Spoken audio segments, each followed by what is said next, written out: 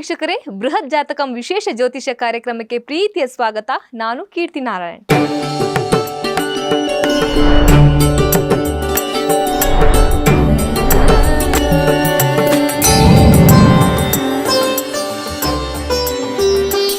ಇನ್ನು ಇವತ್ತಿನ ದಿನ ಭವಿಷ್ಯ ಹೇಗಿದೆ, ಯಾವ ರಾಶಿಗೆ ಶುಭ ಹಾಗೇನೆ ಯಾವ ರಾಶಿಗೆ ಅಶುಭ, ಹಾಗೆಯೇ ದ್ವಾದಶ ರಾಶಿಗಳ ಫಲಾನುಫಲಗಳು ಯಾವ ರೀತಿ ಇದೆ ಅನ್ನೋದ್ರ ಬಗ್ಗೆ ತಿಳಿಸಿಕೊಡೋದಕ್ಕೆ ನಮ್ಮೊಟ್ಟಿಗಿದ್ದಾರೆ ಖ್ಯಾತ ಜ್ಯೋತಿಷಿಗಳು, ಆಧ್ಯಾತ್ಮ ಚಿಂತಕರು ಆಗಿರುವಂಥ ಶ್ರೀ ವೆಂಕಟರಮಣ ಭಟ್ ಗುರೂಜಿಯವರು. ಬನ್ನಿ ಅವ್ರನ್ನ ಕಾರ್ಯಕ್ರಮಕ್ಕೆ ಸ್ವಾಗತಿಸೋಣ. ಗುರುಗಳೇ, ಕಾರ್ಯಕ್ರಮಕ್ಕೆ ಪ್ರೀತಿಯ ಸ್ವಾಗತ.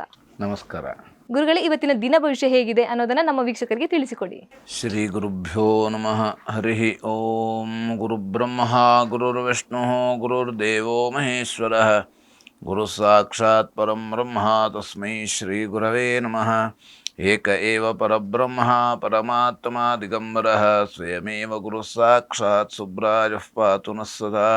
ಕಾರುಣ್ಯಮೂರ್ತಿಂ ಕಮನೀಯ ರೂಪಂ ದಿಗಂಬರಂ ಯೋಗಿ ಗಣೈಃ ಸುಪೂಜ್ಯಂ ಸುಭಕ್ತರಕ್ಷಾರ್ಥಕೃತಾವತಾರಂ ಸುಬ್ರಾಯ ರಾಜಂ ಶರಣಂ ಪ್ರಪದ್ಯೆ. ಶ್ರೀಪಾದರಾಜಂ ಶರಣಂ ಪ್ರಪದ್ಯೆ. ದತ್ತಾತ್ರೇಯೋ ಮಹಾಯೋಗಿ ಭಗವಾನ್ ಭೂತಭಾವನಃ. ಚತುರ್ಭುಜೋ ಮಹಾವಿಷ್ಣು ಲೋಕಸಾಮ್ರಾಜ್ಯದೀಕ್ಷಿತಃ. ನಮಃ ಶಾಂತಾಯ ದಿವ್ಯಾಯ ಸತ್ಯಧರ್ಮಸ್ವರೂಪಿಣೆ ಸ್ವಾನಂದಾಮೃತತೃಪ್ತಾಯ ಶ್ರೀಧರಾಯ ನಮೋ ನಮಃ. ಶ್ರೀ ಕ್ರೋಧಿ ನಾಮ ಸಂವತ್ಸರ ಉತ್ತರಾಯಣ ಶಿಶಿರ ಋತು ಮಾಘ ಮಾಸ ಶುಕ್ಲಪಕ್ಷ ಏಕಾದಶಿ ಶನಿವಾರ ಮೃಗಶಿರ ನಕ್ಷತ್ರ ವೈಧೃತಿ ನಾಮ ಯೋಗ ವಣಿಜಾಕರಣ. ಇದು ಇವತ್ತಿನ ಪಂಚಾಂಗ. ಗುರುಗಳೇ, ದ್ವಾದಶ ರಾಶಿಗಳ ಫಲಾನುಫಲಗಳು ಯಾವ ರೀತಿ ಇದೆ ಅನ್ನೋದ್ರ ಬಗ್ಗೆ ತಿಳಿಸಿಕೊಡಿ. ಓಂ ಶಮಗ್ನಿರಗ್ನಿಭಿಃ ಕರಚ್ಛನ್ನಸ್ತಪತು ಸೂರ್ಯಾಃ ಶಮ್ಮಾತೋ ವಾತ್ವರಪಾಪಸ್ರಿಧಾಃ. ಓಂ ಪ್ರಜಾಪತೇನ ತ್ವದೇತಾನ್ಯನ್ಯೋ ವಿಶ್ವಾ ಜಾತಾನಿ ಪರಿತಾ ಬಭೂವ. ಯತ್ಕಾಮಾಸ್ತೆ ಜುಹುಮಸ್ತನ್ನೋ ಅಸ್ತು ವಯಗ್ಗಸ್ಯಾಮ ಪತಜೋ ರಜೀಣಾಂ. ಓಂ ಇಮಯ್ಯಮಪ್ರಸ್ತರಮಾಹಿ ಸೀದಾಂಗಿರೋಭಿಃ ಪಿತೃಭಿಃ ಸಂವಿಧಾನಃ. ಆತ್ವಾ ಮಂತ್ರಾಃ ಕವಿಶಸ್ತಾವಹಂತ್ವೇನಾರಾಜನ ಹವಿಷಾಮಾದಜಸ್ವ. ನೀಲಾಂಜನ ಸಮಾಭಾಸಂ ರವಿಪುತ್ರಂ ಯಮಾಗ್ರಜಂ ಛಾಯಾಮಾರ್ತಾಂಡ ಸಂಭೂತಂ ತಂ ನಮಾಮಿ ಶನೈಶ್ಚರಂ. ಇದು ಇವತ್ತಿನ ದಿವಸ ನಾವು ವಿಶೇಷವಾಗಿ ಹೇಳುವಂತಹ ಮಂತ್ರ. ನಾವು ಶನೈಶ್ಚರನ ಆರಾಧನೆಯನ್ನು ಶನಿವಾರ ಮಾಡತಕ್ಕಂಥದ್ದು. ಅಂದರೆ ಈಗ ನಮಗೆ ಎಲ್ಲವನ್ನ ಕೊಟ್ಟವನು, ಅಂದರೆ ನಮ್ಮ ಪೂರ್ವಜನ್ಮದ ಕರ್ಮದ ಅನುಸಾರವಾಗಿ ನಮ್ಮ ಪೂರ್ವಜನ್ಮದಲ್ಲಿ ನಾವು ಏನು ಮಾತಾಡಿದ್ದೇವೆ ಅಥವಾ ಏನು ಯಾರ ಹತ್ರ ತಗೊಂಡಿದ್ದೇವೆ ಅಥವಾ ಯಾರಿಗೆ ಕೊಟ್ಟಿದ್ದೇವೆ ಅದನ್ನೆಲ್ಲ ನಿಶ್ಚಯ ಮಾಡುವವನು ಶನೈಶ್ಚರ. ಹಾಗಾಗಿ ವಿಶೇಷವಾಗಿ ನಾವು ಇವತ್ತಿನ ದಿವಸ ಶನೈಶ್ಚರನ ಆರಾಧನೆಯನ್ನು ಮಾಡತಕ್ಕಂಥದ್ದು. ಅಂದರೆ ಎಳ್ಳು ದೀಪ ಹಚ್ಚುವಂಥದ್ದು, ಅಥವಾ ನಮಗೆ ಆ ಒಂದು ಎಳ್ಳು ದೀಪವನ್ನು ಹಚ್ಚಲಿಕ್ಕೆ ಆಗಲಿಲ್ಲ ಅಥವಾ ಬೇರೆ ಬೇರೆ ಕಾರಣಾಂತರದಿಂದ ಸಮಸ್ಯೆ ಆಯಿತು ಅಂತಾದರೆ ನಾವು 11 ನಮಸ್ಕಾರ ಹಾಕ್ಬೋದಂತೆ ಅವನಿಗೆ.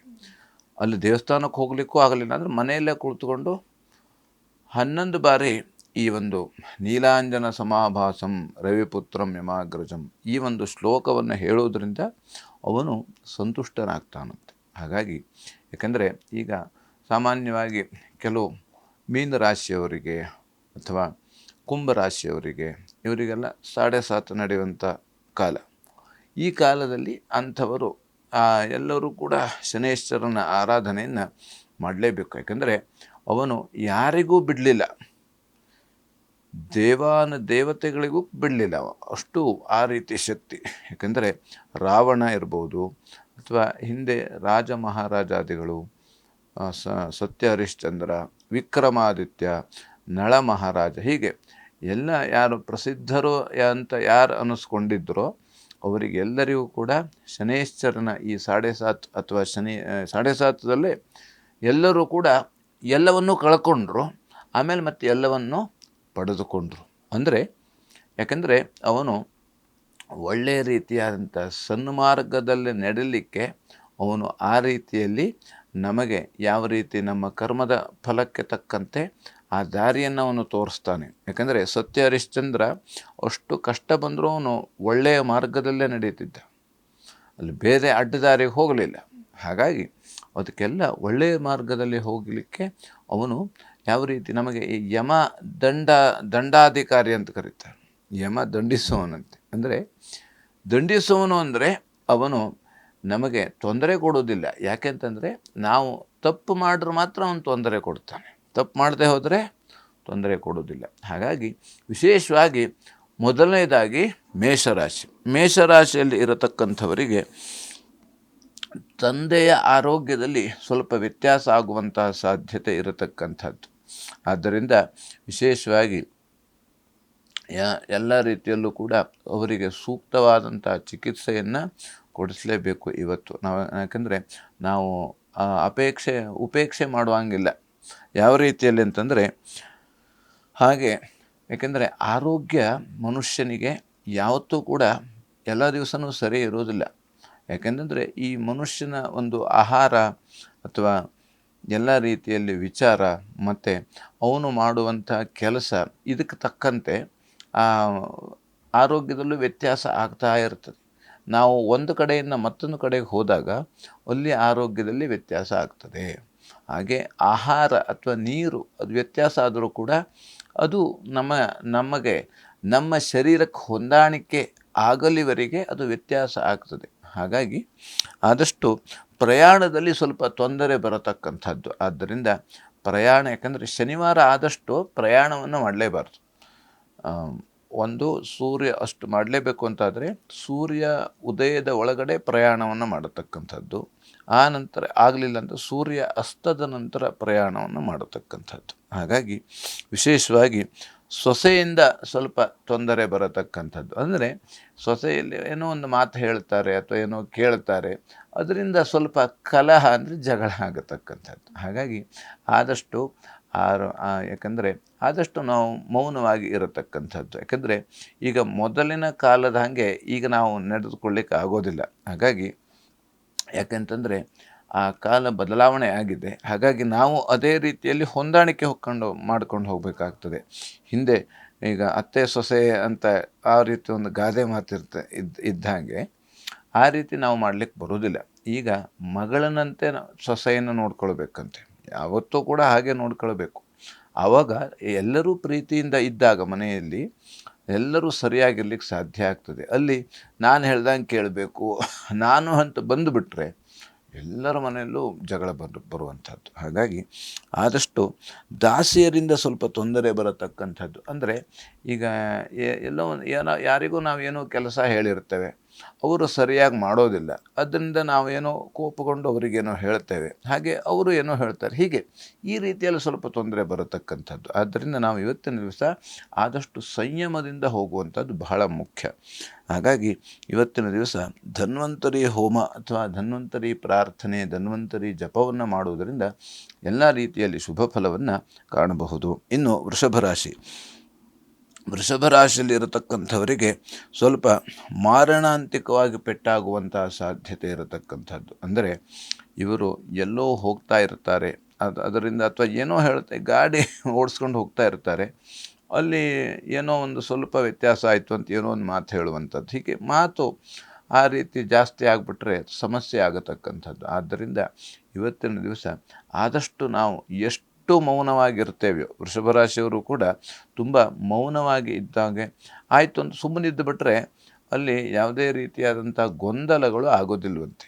ಹಾಗೆ ನಾವು ಅಲ್ಲಿ ಏನೋ ಒಂದು ಪ್ರಶ್ನೆ ಮಾಡ್ತಾ ಹೋದರೆ ತುಂಬ ಗೊಂದಲಗಳು ಆಗತಕ್ಕಂಥದ್ದು. ಹಾಗಾಗಿ ಕೊಡುವುದು ತೆಗೆದುಕೊಳ್ಳುವ ವಿಚಾರದಲ್ಲಿ ವ್ಯವಹಾರದಲ್ಲಿ ಸ್ವಲ್ಪ ವ್ಯತ್ಯಾಸ ಆಗತಕ್ಕಂಥದ್ದು. ಆದ್ದರಿಂದ ಇವತ್ತಿನ ದಿವಸ ಯಾವುದೇ ಸಣ್ಣ ಪುಟ್ಟ ವ್ಯವಹಾರಗಳನ್ನು ಮಾಡಲೇಬಾರದು. ಆದ್ದರಿಂದ ವಿಶೇಷವಾಗಿ ಬೆಳ್ಳಿ ಬಂಗಾರವನ್ನು ಇವತ್ತಿನ ದಿವಸ ಆದಷ್ಟು ಖರೀದಿ ಮಾಡಬಾರದು.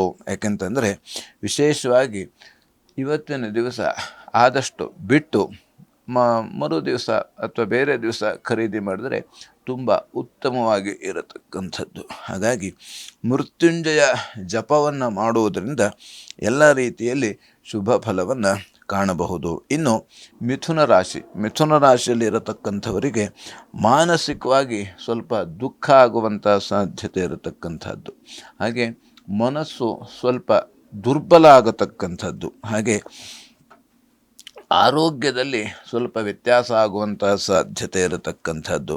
ಹಾಗೆ ತಲೆನೋವು ಬರತಕ್ಕಂಥದ್ದು. ಹಾಗೆ ಚಂದ್ರನಿಗೆ ಅರ್ಚನೆಯನ್ನು ಮಾಡುವುದರಿಂದ ಅಥವಾ ಚಂದ್ರನಿಗೆ ಅಕ್ಕಿಯನ್ನು ಇಟ್ಟು ಪೂಜೆ ಮಾಡಿಸುವುದರಿಂದ ಅಥವಾ ಅಕ್ಕಿಯನ್ನು ದಾನ ಮಾಡುವುದರಿಂದ ಎಲ್ಲ ರೀತಿಯಲ್ಲಿ ಶುಭ ಫಲವನ್ನು ಕಾಣಬಹುದು.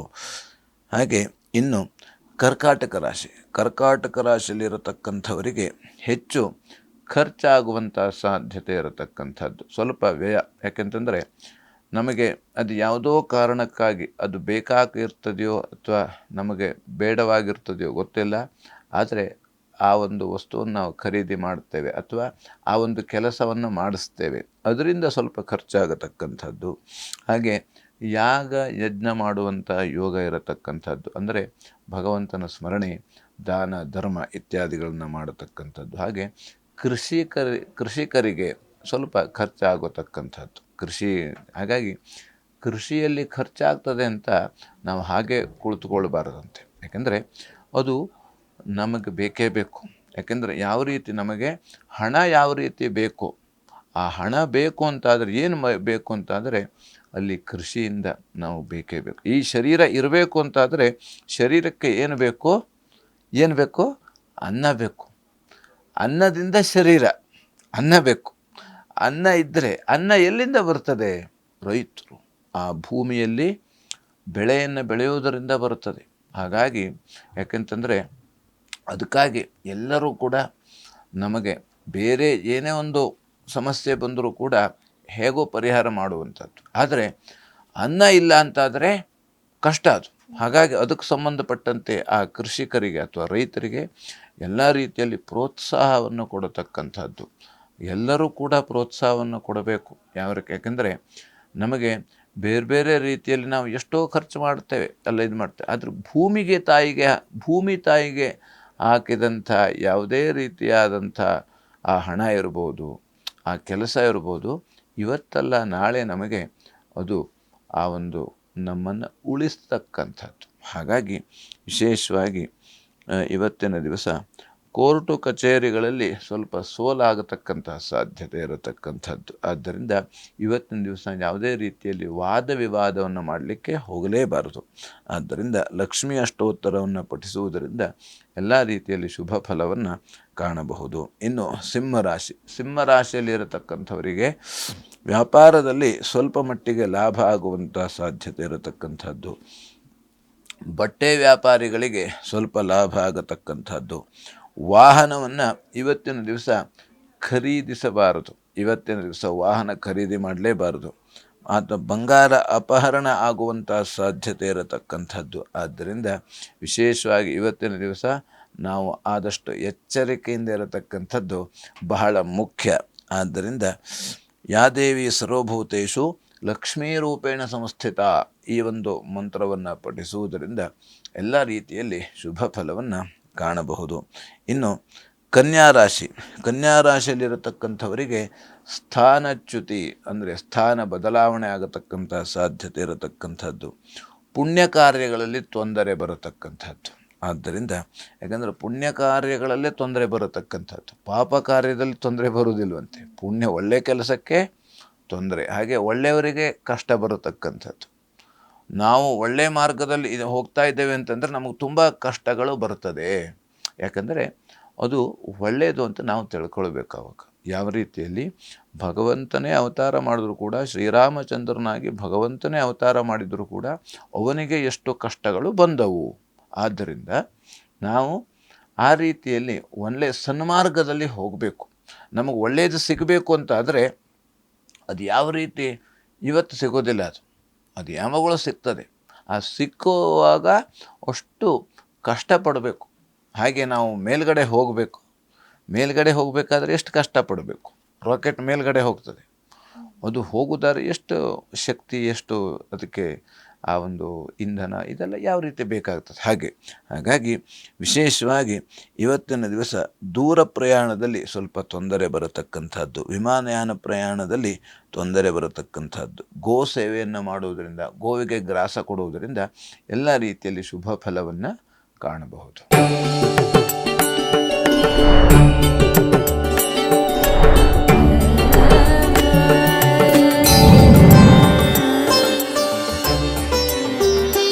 ಗುರುಗಳೇ, ಇನ್ನುಳಿದ ದ್ವಾದಶ ರಾಶಿಗಳ ಫಲಾನುಫಲಗಳು ಯಾವ ರೀತಿ ಇದೆ ತಿಳಿಸಿಕೊಡಿ. ಇನ್ನು ತುಲಾರಾಶಿಯಲ್ಲಿ ಇರತಕ್ಕಂಥವರಿಗೆ ತೀರ್ಥಯಾತ್ರೆಯಲ್ಲಿ ತೊಂದರೆ ಬರತಕ್ಕಂಥ ಸಾಧ್ಯತೆ ಇರತಕ್ಕಂಥದ್ದು, ಹಾಗೆ ನಾದಿನಿಯಿಂದ ಸ್ವಲ್ಪ ತೊಂದರೆ ಬರತಕ್ಕಂಥದ್ದು, ಅಂದರೆ ಯಾವುದು ಸಣ್ಣ ಪುಟ್ಟ ಮಾತಿನಿಂದ ಮನಸ್ತಾಪ ಆಗತಕ್ಕಂಥ ಸಾಧ್ಯತೆ, ಧರ್ಮ ಕಾರ್ಯಗಳಲ್ಲಿ ಸ್ವಲ್ಪ ತೊಂದರೆ ಬರತಕ್ಕಂಥ ಸಾಧ್ಯತೆ ಇರತಕ್ಕಂಥದ್ದು, ಹಾಗೆ ಜಪವನ್ನು ಮಾಡುವಾಗ ತೊಂದರೆ ಬರತಕ್ಕಂಥದ್ದು. ಆದ್ದರಿಂದ ದುರ್ಗಾ ಕವಚವನ್ನು ಪಠಿಸುವುದರಿಂದ ಎಲ್ಲ ರೀತಿಯಲ್ಲಿ ಶುಭ ಫಲವನ್ನು ಕಾಣಬಹುದು. ಇನ್ನು ವೃಶ್ಚಿಕ ರಾಶಿಯಲ್ಲಿರತಕ್ಕಂಥವರಿಗೆ ಸ್ವಲ್ಪ ಅವಮಾನ ಆಗತಕ್ಕಂಥ ಸಾಧ್ಯತೆ ಅಥವಾ ಅಪಮಾನ ಆಗತಕ್ಕಂಥ ಸಾಧ್ಯತೆ, ಅಪವಾದ ಬರತಕ್ಕಂಥದ್ದು, ಹಾಗೆ ಕೆಟ್ಟ ವಾರ್ತೆ ಬರತಕ್ಕಂಥದ್ದು, ಏನೋ ಒಂದು ಸಣ್ಣ ಬೇಡವಾದಂಥ ವಾರ್ತೆ ಬರತಕ್ಕಂಥ ಸಾಧ್ಯತೆ, ಹಾಗೆ ಕೆಲಸಗಾರರಿಂದ ತೊಂದರೆ ಆಗತಕ್ಕಂಥ ಸಾಧ್ಯತೆ, ಹಾಗೆ ಸ್ವಲ್ಪ ಜಗಳ ಆಗತಕ್ಕಂಥದ್ದು, ಏನೋ ಒಂದು ಮಾತನ್ನು ಯಾರಿಗೂ ನಾವು ಹೇಳಿರ್ತೇವೆ ಅಥವಾ ಏನೋ ಹೇಳಿರ್ತೇವೆ, ಅದು ಇವತ್ತಿನ ದಿವಸ ಬಂದು ಅದರ ಬಗ್ಗೆ ಸಣ್ಣ ಪುಟ್ಟ ಮನಸ್ತಾಪ ಜಗಳ ಆಗತಕ್ಕಂಥ ಸಾಧ್ಯತೆ ಇರತಕ್ಕಂಥದ್ದು. ಆದ್ದರಿಂದ ಗುರು ಪ್ರಾರ್ಥನೆ ಮಾಡುವುದರಿಂದ, ಗುರುವಿನ ದರ್ಶನ ಮಾಡುವುದರಿಂದ, ಗುರುವಿನ ಸ್ಮರಣೆ ಮಾಡುವುದರಿಂದ ಎಲ್ಲ ರೀತಿಯಲ್ಲಿ ಶುಭ ಫಲವನ್ನು ಕಾಣಬಹುದು. ಇನ್ನು ಧನುರಾಶಿಯಲ್ಲಿರತಕ್ಕಂಥವರಿಗೆ ಸ್ವಲ್ಪ ಜೂಜಾಡುವ ಪ್ರವೃತ್ತಿ ಬರತಕ್ಕಂಥದ್ದು, ಆದ್ದರಿಂದ ಅದನ್ನು ಆಡಲೇಬಾರದು. ಮನಸ್ಸು ಆ ಥರದಲ್ಲಿ ಏನೋ ನಮಗೆ ತೊಂದರೆ ಆಗಿದೆ, ಹೆಚ್ಚಿಗೆ ನಾವು ಗಳಿಸಬೇಕು ಅಂತ ಆ ರೀತಿ ಪ್ರವೃತ್ತಿ ಹೋಗುವಂಥದ್ದು. ಆದ್ದರಿಂದ ಇವತ್ತು ಆ ರೀತಿ ಕೆಲಸ ಮಾಡಬಾರ್ದು. ಹಾಗೆ ಬೇಕು ಎನ್ನುವ ಒಂದು ಬಯಕೆ ಬರತಕ್ಕಂಥ, ಅಂದರೆ ತನಗೆ ಆಸೆ ಜಾಸ್ತಿ ಆಗತಕ್ಕಂಥದ್ದು, ಹಾಗೆ ವ್ಯವಹಾರದಲ್ಲಿ ಸ್ವಲ್ಪ ನಷ್ಟ ಆಗತಕ್ಕಂಥ ಸಾಧ್ಯತೆ ಇರತಕ್ಕಂಥದ್ದು. ವ್ಯಾಪಾರಸ್ಥರು ಆ ರೀತಿಯಲ್ಲಿ, ಯಾಕೆಂದರೆ ಎಷ್ಟೋ ನಾವು ಬಂಡವಾಳವನ್ನು ಹಾಕಿ ಅಲ್ಲಿ ನಾವು ಖರೀದಿ ಮಾಡಿರ್ತೇವೆ, ಅದಕ್ಕೆ ತಕ್ಕಂತೆ ನಮಗೆ ಸರಿಯಾದಂಥ ಫಲ ಅಥವಾ ಪ್ರತಿಫಲ ನಮಗೆ ಸಿಕ್ಕೋದಿಲ್ಲ. ಆದ್ದರಿಂದ ವಿಶೇಷವಾಗಿ ಗಾಯಗಳಾಗತಕ್ಕಂಥದ್ದು, ಪೆಟ್ಟಾಗುವಂಥ ಸಾಧ್ಯತೆ ಇರತಕ್ಕಂಥದ್ದು. ಆದ್ದರಿಂದ ಆದಷ್ಟು ನಾವು ವಾಹನವನ್ನು ಓಡಿಸುವಾಗ, ಚಲಿಸುವಾಗ ಅಥವಾ ನಾವು ನಡೆದಾಡುವಾಗಲೂ ಕೂಡ ಆದಷ್ಟು ಜಾಗ್ರತೆಯಿಂದ ಹೋಗತಕ್ಕಂಥದ್ದು ಬಹಳ ಮುಖ್ಯವಾಗಿರತಕ್ಕಂಥದ್ದು.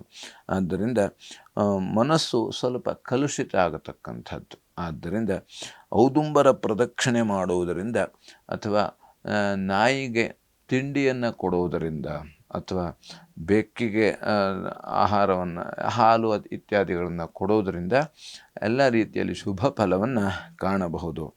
ಇನ್ನು ಮಕರ ರಾಶಿಯಲ್ಲಿರತಕ್ಕಂಥವರಿಗೆ ಸ್ವಲ್ಪ ಶತ್ರುಗಳ ಕಾಟ ಜಾಸ್ತಿ ಆಗತಕ್ಕಂಥದ್ದು, ಹಾಗೆ ಧನಲಾಭ ಆಗತಕ್ಕಂಥ ಸಾಧ್ಯತೆ ಇರತಕ್ಕಂಥದ್ದು, ಹಾಗೆ ರೋಗದ ಭಯ, ಅಂದರೆ ಸಣ್ಣ ಪುಟ್ಟ ನಮಗೆ ಆಹಾರದಲ್ಲಿ ಅಥವಾ ಆರೋಗ್ಯದಲ್ಲಿ ಸ್ವಲ್ಪ ವ್ಯತ್ಯಾಸ ಆಗುವಂಥ ಸಾಧ್ಯತೆ ಇರತಕ್ಕಂಥದ್ದು, ಕಳ್ಳಕಾಕರ ಭಯವನ್ನು ಹೇಳುವಂಥದ್ದು ಇರುವಂಥದ್ದು. ಯಾಕೆಂದರೆ ನಾವು ಆದಷ್ಟು ಈಗ ಎಲ್ಲೋ ಜನಸಂದಣಿ ಇರತಕ್ಕಂಥ ಜಾಗಕ್ಕೆ ಹೋಗುವಾಗ ಆದಷ್ಟು ನಾವು ಎಚ್ಚರಿಕೆಯಿಂದ ಹೋಗತಕ್ಕಂಥದ್ದು. ಅಥವಾ ಯಾಕೆಂದರೆ ನಾವು ಈಗ ನೋಡ್ತಾ ಇರ್ತೇವೆ ಎಲ್ಲ ಕಡೆ ರಾತ್ರಿ ಕಾಲದಲ್ಲಿ ಬಾಗಿಲು ಬಡಿತಾರೆ, ಅವಾಗ ಬಾಗಿಲು ತೆಗೆಯುವುದು, ಇದನ್ನೆಲ್ಲ ಮಾಡಬಾರ್ದು. ಯಾಕೆಂದರೆ ಅದು ನಮ್ಮ ಒಂದು ಕೆಲವೊಂದು ಏನಾಗ್ತದೆ ಅಂದರೆ ನಮ್ಮ ಕೈಯಿಂದ ನಾವು ಕೆಲವೊಂದು ಅಪರಾಧವನ್ನು ಮಾಡತಕ್ಕಂಥದ್ದು. ಅಂದರೆ ಆ ರೀತಿಯಲ್ಲಿ ಯಾಕೆಂದರೆ ನಲ್ಲಿ ನೀರನ್ನು ಬಿಟ್ಟಿರ್ತಾರೆ, ಅದನ್ನು ಆಫ್ ಮಾಡಬೇಕು ಅಂತ ಹೊರಗೆ ಹೋದಾಗ ಅವರೆಲ್ಲೋ ಅಡಗಿ ಕುಳಿತುಕೊಂಡಿರ್ತಾರೆ, ಅದರಿಂದ ಸಮಸ್ಯೆ ಆಗತಕ್ಕಂಥದ್ದು. ಹಾಗಾಗಿ ಆದಷ್ಟು ನಾವು ಎಷ್ಟು ಜಾಗ್ರತೆಯಿಂದ ವ್ಯವಹಾರವನ್ನು ಮಾಡ್ತೇವೆಯೋ, ಎಷ್ಟು ಜಾಗ್ರತೆಯಿಂದ ನಾವು ಇರ್ತೇವೆಯೋ ಅದು ಬಹಳ ಮುಖ್ಯವಾಗಿರತಕ್ಕಂಥದ್ದು. ಆದ್ದರಿಂದ ಸ್ವಲ್ಪ ಸೋದರ ಮಾವನಲ್ಲಿ ಸ್ವಲ್ಪ ಮನಸ್ತಾಪ ಆಗತಕ್ಕಂಥದ್ದು, ಹಾಗೆ ದುರ್ಗಾ ಕವಚವನ್ನು ಪಠಿಸುವುದರಿಂದ ಎಲ್ಲ ರೀತಿಯಲ್ಲಿ ಶುಭ ಫಲವನ್ನು ಕಾಣಬಹುದು.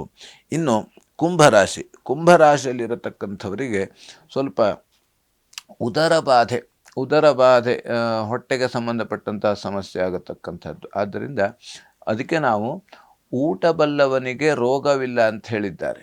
ಯಾವ ರೀತಿ ನಾವು ಊಟವನ್ನು ಮಾಡುತ್ತೇವೆ ಅದಕ್ಕೆ ಸಂಬಂಧಪಟ್ಟಂತೆ ನಮಗೆ ರೋಗ ರುಜಿನಗಳು ಬರತಕ್ಕಂಥದ್ದು. ಹಾಗಾಗಿ ಆದಷ್ಟು ಕಾಲು ಭಾಗ ನಾವು ಹೊಟ್ಟೆಯನ್ನು ಹಾಗೆ ಬಿಟ್ಟು ಊಟವನ್ನು ಮಾಡಬೇಕಂತೆ. ಪೂರ್ತಿ ನಮಗೆ ಹೊಟ್ಟೆ ತುಂಬ ಊಟ ಮಾಡಬಾರ್ದಂತೆ. ಭಾಗ ಹಾಗೆ ಇಡಬೇಕು. ಯಾಕೆ ಇರಬೇಕು ಅಂತಂದರೆ ಅಲ್ಲಿ ಗಾಳಿ ಹೋಗಬೇಕು. ಯಾಕೆಂದರೆ ನಮಗೆ ಎಲ್ಲ ರೀತಿಯಲ್ಲಿ ಆಹಾರವನ್ನು ಸರಿಯಾದ ರೀತಿಯಲ್ಲಿ ಅದು ಜೀರ್ಣವಾಗಲಿಕ್ಕೆ ಸಹಾಯ ಮಾಡತಕ್ಕಂಥದ್ದು ಯಾವುದು? ಗಾಳಿ. ಯಾವ ರೀತಿ ಗಾಳಿ ನಮಗೆ ಹೊರಗಡೆ ಯಾವ ರೀತಿ ಗಾಳಿ ಬೇಕೋ ಹಾಗೆ ನಮ್ಮ ದೇಹದ ಒಳಗೆ ಕೂಡ ಗಾಳಿ ಬೇಕಂತೆ. ಯಾವ ರೀತಿ ಅಗ್ನಿ ಉರಿಲಿಕ್ಕೆ ಗಾಳಿ ಬೇಕು. ಗಾಳಿ ಇದ್ರೂ ಮಾತ್ರ ಅಗ್ನಿ ಉರಿತದೆ. ಹಾಗೆ ನಮ್ಮ ಒಳಗೂ ಕೂಡ ಅಗ್ನಿ ಇದೆ. ಆ ಅಗ್ನಿ ಸರಿಯಾದ ಕ್ರಮದಲ್ಲಿ ಉರಿಲಿಕ್ಕೆ ಏನು ಬೇಕು? ಗಾಳಿ ಬೇಕು. ಹಾಗಾಗಿ ಅದು ಸರಿಯಾದ ಕ್ರಮದಲ್ಲಿ ಹೋದಾಗ ಆವಾಗ ನಮಗೆ ಯಾವುದೇ ರೀತಿ ತೊಂದರೆ ಆಗದಂತೆ ಆಹಾರ ಜೀರ್ಣವಾಯಿತು ಅಂತಾದರೆ ಮನುಷ್ಯನಿಗೆ ರೋಗ ಹೇಳತಕ್ಕಂಥದ್ದು ಬರುವುದೇ ಇಲ್ಲ. ಯಾಕೆಂತಂದರೆ ಮನುಷ್ಯನಿಗೆ ರೋಗ ಬರುವುದು ಯಾವಾಗ ಬರ್ತದೆ? ಅವನಿಗೆ ಆಹಾರ ಜೀರ್ಣವಾಗದೇ ಇರುವಾಗ. ಅವಾಗ ಡಾಕ್ಟ್ರ್ ಫಸ್ಟ್ ಕೇಳೋದೇನು? ಊಟ ಮಾಡ್ತೀರಾ ಹೇಳ್ತಾರೆ ಅವರು. ಆರಾಮಿಲ್ಲ ಅಂತ ಊಟ ಮಾಡ್ತೀರ, ಸರಿ ಊಟ ತಿಂಡಿ ಮಾಡ್ತಾರೆ ಹೇಳ್ತಾರೆ. ಊಟ ತಿಂಡಿ ಸರಿಯಾಗಿ ಮಾಡಲಿಲ್ಲ ಅಂತಾದರೆ ಮನುಷ್ಯನಿಗೆ ಶಕ್ತಿ ಕಳೆದು ಹೋಗ್ತಾ ಇರ್ತದೆ. ಶಕ್ತಿ ಇಲ್ಲ ಅಂತಾದರೆ ಶರೀರಕ್ಕೆ ಅವಾಗ ಒಂದೊಂದೇ ಸಮಸ್ಯೆಗಳು ಬರ್ತಾ ಇರ್ತದೆ. ಹಾಗಾಗಿ ಆದಷ್ಟು ನಾವು ಕರಿದ ಪದಾರ್ಥಗಳನ್ನು ಸೇವನೆ ಮಾಡಬಾರದು. ಹಾಗೆ ಆದಷ್ಟು ಶುಚಿಯಾದ ಆಹಾರವನ್ನೇ ಸ್ವೀಕಾರ ಮಾಡತಕ್ಕಂಥದ್ದು. ಆದಷ್ಟು ನಾವು ಮನೆಯಲ್ಲಿ ಮಾಡಿದಂಥ ಆಹಾರವನ್ನೇ ಸ್ವೀಕಾರ ಮಾಡತಕ್ಕಂಥದ್ದು ಬಹಳ ಮುಖ್ಯ. ಯಾಕೆಂತಂದರೆ ಈ ಶರೀರ ಯಾವ ರೀತಿ ಅದಕ್ಕೆ 1 ದಿವಸ 2 ದಿವಸ ಏನೋ ಆಗಿಬಿಡ್ತದೆ. ನಾವು ದಿನಾಲೂ ಕೂಡ ಹೊರಗಡೆ ತಿಂಡಿ ತಿನಿಸು ಊಟವನ್ನು ಮಾಡುವುದರಿಂದ ಏನಾಗ್ತದೆ ಅಂತಾದರೆ ಆ ಶರೀರ ಶಕ್ತಿಯನ್ನು ಕಳೆದುಕೊಳ್ತಾ ಹೋಗ್ತದೆ. ಆ ಶರೀರ ಶಕ್ತಿಯನ್ನು ಕಳೆದುಕೊಂಡು ಹೋದ್ಮೇಲೆ ಮತ್ತದಕ್ಕೆ ಶಕ್ತಿಯನ್ನು ಕೊಡೋದು ಅಷ್ಟು ಸುಲಭವಾಗಿರೋದಿಲ್ಲ ಅದು. ಹಾಗಾಗಿ ಆ ಒಂದು ಕಾರಣದಿಂದ ನಮಗೆ ವಿಶೇಷವಾಗಿ ಆ ಹೊಟ್ಟೆಯ ನೋವು ಇತ್ಯಾದಿಗಳನ್ನು ನಾವು ಬರಬಾರ್ದು ಅಂತಾದರೆ ಒಳ್ಳೆಯ ಆಹಾರವನ್ನು ಸ್ವೀಕಾರ ಮಾಡತಕ್ಕಂಥದ್ದು ಬಹಳ ಮುಖ್ಯವಾಗಿರತಕ್ಕಂಥದ್ದು. ಹಾಗೆ ವಾಹನದಿಂದ ಸ್ವಲ್ಪ ಕೆಟ್ಟು ನಿಲ್ಲತಕ್ಕಂಥದ್ದು, ವಾಹನ ಓಡಿಸುವಂಥ ನಾವು ಸರಿಯಾದ ಏನೋ ಒಂದು ರಿಪೇರಿ ಆಗತಕ್ಕಂಥದ್ದು. ಆದ್ದರಿಂದ ನಾವು ದೂರ ಪ್ರಯಾಣವನ್ನು ಮಾಡುವಾಗ ವಾಹನವನ್ನು ಸ್ವಸ್ಥಿತಿಯಲ್ಲಿ ಇದೆಯೋ ಸುಸ್ಥಿತಿಯಲ್ಲಿ ಇದೆಯೋ ಅಂತ ನಾವು ಅದನ್ನು ನೋಡಿಕೊಂಡು ಚೆಕ್ ಮಾಡ್ಕೊಂಡೇ ಮುಂದೆ ಹೋಗುವಂಥದ್ದು ಬಹಳ ಮುಖ್ಯವಾಗಿರತಕ್ಕಂಥದ್ದು. ಆದ್ದರಿಂದ ವಿದ್ಯಾರ್ಥಿಗಳಿಗೆ ಓದುವ ವಿಚಾರದಲ್ಲಿ ಸ್ವಲ್ಪ ತೊಂದರೆ ಬರತಕ್ಕಂಥದ್ದು. ಆದ್ದರಿಂದ ಆಲಸ್ಯ ಬಂದಾಗ ನಾವು ಏನು ಮಾಡಬೇಕು ಅಂತಂದರೆ ನಾವು ಇನ್ನೂ ಹೆಚ್ಚಿಗೆ ಓದಬೇಕಂತೆ, ಅವಾಗ ಅದು ಹೋಗ್ತದೆ. ಹಾಗಾಗಿ ಆದ್ದರಿಂದ ಧನ್ವಂತರಿ ಜಪವನ್ನು ಮಾಡುವುದರಿಂದ ಎಲ್ಲ ರೀತಿಯಲ್ಲಿ ಶುಭ ಫಲವನ್ನು ಕಾಣಬಹುದು. ಇನ್ನು ಮೀನರಾಶಿಯಲ್ಲಿರತಕ್ಕಂಥವರಿಗೆ ಪ್ರಾಣಿಗಳಿಂದ ಸ್ವಲ್ಪ ತೊಂದರೆ ಬರತಕ್ಕಂಥದ್ದು. ಅಂದರೆ ಈಗ ಎಲ್ಲೋ ಹೋಗಿರ್ತೇವೆ, ಆ ಕಾಡು ಪ್ರಾಣಿ ಇರ್ಬೋದು ಅಥವಾ ಬೇರೆ ನಾಯಿ ಇತ್ಯಾವುದೇ ಪ್ರಾಣಿ ಯಾವುದೇ ಇದ್ದರೂ ಕೂಡ ನಾವು ಅವ್ರ ಹತ್ರ ಪ್ರಾಣಿಗಳ ಜೊತೆಯಲ್ಲಿ ಆಟವನ್ನು ಆಡಬಾರ್ದು. ಇವತ್ತಿನ ದಿವಸ ಯಾಕೆಂದರೆ ಅವರಿಗೆ ಒಂದು ಸತಿ ಸಿಟ್ಟು ಬಂತು ಅಂದರೆ ಏನು ಮಾಡ್ತೇವೆ ಅಂತ ಅವಕ್ಕೆ ಗೊತ್ತಾಗೋದಿಲ್ಲ. ನಮಗೆ ಸಿಟ್ಟು ಬಂದರೆ ನಮ್ಮ ನಿಯಂತ್ರಣ ಇರೋದಿಲ್ಲ, ಆದರೆ ಪ್ರಾಣಿಗೆ ಸಿಟ್ಟು ಬಂದರೆ ಆ ರೀತಿ. ಹಾಗಾಗಿ ಕೃಷಿ ಕ್ಷೇತ್ರದಲ್ಲಿ ಸ್ವಲ್ಪ ನಮಗೆ ಕೆಲಸಕ್ಕೆ ಹೋದಾಗ ಅಲ್ಲಿ ಹಾವು ಕಾಣಿಸ್ಬೋದು ಅಥವಾ ಅದರಿಂದ ನಾವು ಸ್ವಲ್ಪ ಭಯಗೊಳ್ಳುವಂಥ ಸಾಧ್ಯತೆ ಇರತಕ್ಕಂಥದ್ದು. ಆದ್ದರಿಂದ ನಾವು ಆ ಥರ ಯಾವುದೇ ರೀತಿಯಾದಂಥ ವಿಷಜಂತುಗಳು ನಮ್ಮ ಕಣ್ಣಿಗೆ ಕಂಡಾಗ ನಾವು ಏನು ಮಾಡಬೇಕು ಅಂದರೆ ಆದಷ್ಟು ಅವರಿಂದ ನಾವು ದೂರವಿರಬೇಕಂತೆ. ಅವರಿಗೆ ತೊಂದರೆ ಕೊಡಲಿಕ್ಕೆ ಹೋದಾಗ ಅದರಿಂದ ನಮಗೆ ಸಮಸ್ಯೆ ಮಾಡ್ತವೆ. ನಾವು ತೊಂದರೆ ಕೊಡದೇ ಅವು ನಮಗೆ ತೊಂದರೆ ಮಾಡೋದಿಲ್ಲ. ಎಲ್ಲ ಪ್ರಾಣಿಗಳು ಹಾಗೆ, ಅವು ಪಕ್ಕದಲ್ಲೇ ಹೋದರೂ ಕೂಡ ನಾವೇನು ಅವ್ರಿಗೆ ತೊಂದರೆ ಮಾಡಿದವರು ಅವಾಗ ನಾವು ಏನು ನಮಗೆ ತೊಂದರೆ ಮಾಡೋದಿಲ್ಲ. ಹಾಗಾಗಿ ಆ ರೀತಿಯಲ್ಲಿ ಇವತ್ತಿನ ದಿವಸ ಸೋದರ ಮಾವನಲ್ಲಿ ಮನಸ್ತಾಪ ಆಗತಕ್ಕಂಥ ಸಾಧ್ಯತೆ ಇರತಕ್ಕಂಥದ್ದು. ಆದ್ದರಿಂದ ಯಾವುದೇ ರೀತಿ ವ್ಯವಹಾರವನ್ನು ಇವತ್ತಿನ ದಿವಸ ಮಾಡಲೇಬಾರ್ದು. ತಾಯಿಯೊಂದಿಗೆ ಮನಸ್ತಾಪ ಆಗತಕ್ಕಂತಹ ಸಾಧ್ಯತೆ. ಹಾಗಾಗಿ ತಾಯಿ ಏನೇ ಹೇಳಿದ್ರು ಕೂಡ ಇವತ್ತಿನ ದಿವಸ ಆ ಒಂದು ಮಾತನ್ನು ಕೇಳಬೇಕು ಮತ್ತು ಆ ಕೆಲಸವನ್ನು ಮಾಡಬೇಕು. ನಮಗಾಗಲಿಲ್ಲ ಅಂತಂದರೆ ಸುಮ್ಮನಾರು ಇರತಕ್ಕಂಥದ್ದು ಬಹಳ ಮುಖ್ಯವಾಗಿರತಕ್ಕಂಥದ್ದು. ಆದ್ದರಿಂದ ಸುಬ್ರಹ್ಮಣ್ಯ ಪ್ರಾರ್ಥನೆ ಮಾಡುವುದರಿಂದ, ಸುಬ್ರಹ್ಮಣ್ಯ ಸನ್ನಿಧಿಗೆ ಹೋಗಿ ನಮಸ್ಕಾರ ಮಾಡುವುದರಿಂದ ಎಲ್ಲ ರೀತಿಯಲ್ಲಿ ಶುಭ ಫಲವನ್ನು ನಾವು ಕಾಣಬಹುದು. ಆದ್ದರಿಂದ ಇವತ್ತಿನ ದಿವಸ ಯಾರು ಭಯಪಡಬೇಕಾದ್ದಿಲ್ಲ. ಭಗವಂತನ ಸ್ಮರಣೆಯನ್ನು ಭಕ್ತಿಯಿಂದ ಮಾಡಿದಲ್ಲಿ ಅಥವಾ ವಿಷ್ಣು ಸಹಸ್ರನಾಮವನ್ನು ಪಾರಾಯಣ ಮಾಡಿದಲ್ಲಿ ಎಲ್ಲರೂ ಕೂಡ ಶುಭ ಫಲವನ್ನು ಕಾಣಬಹುದು. ಗುರುಗಳೇ, ಇಷ್ಟೊತ್ತು ನಮ್ಮೊಟ್ಟಿಗಿದ್ದು ಇವತ್ತಿನ ದಿನ ಭವಿಷ್ಯ ಯಾವ ರೀತಿ ಇದೆ, ಹಾಗೆಯೇ ದ್ವಾದಶ ರಾಶಿಗಳ ಫಲಾನುಫಲಗಳು ಯಾವ ರೀತಿ ಇದೆ ಅನ್ನೋದನ್ನು ನಮ್ಮ ವೀಕ್ಷಕರಿಗೆ ತಿಳಿಸಿಕೊಟ್ಟಿದ್ದೀರಿ. ನಿಮಗೆ ನಮ್ಮ ಅಶ್ವವೇಗ ವಾಹಿನಿಯ ಪರವಾಗಿ ತುಂಬು ಹೃದಯದ ಧನ್ಯವಾದಗಳು. ನಮಸ್ಕಾರ. ಲೋಕಾಃ ಸಮಸ್ತಃ ಸುಖಿನೋ ಭವಂತು, ಸಮಸ್ತ ಸನ್ಮಂಗಳಾನಿ ಭವಂತು. ಎಲ್ಲರಿಗೂ ಕ್ಷೇಮವಾಗಲಿ. ಇನ್ನು ನಿಮ್ಮಲ್ಲಿ ಏನೇ ಸಮಸ್ಯೆ ಇದ್ರೂ ಗುರುಗಳನ್ನು ನೀವು ನೇರವಾಗಿ ಬಂದು ಭೇಟಿ ಮಾಡೋದಕ್ಕೆ ಸ್ಕ್ರೀನ್ ಮೇಲೆ ಇರೋ ನಂಬರ್ಗೆ ಕಾಲ್ ಮಾಡಿ ಪರಿಹಾರವನ್ನು ಕಂಡುಕೊಳ್ಬೋದು. ಇನ್ನು ಮುಂದಿನ ಸಂಚಿಕೆಯಲ್ಲಿ ಸಿಗ್ತೀನಿ. ಅಲ್ಲಿವರೆಗೂ ನೋಡ್ತಾ ಇರಿ ಅಶ್ವವೇಗ ನ್ಯೂಸ್.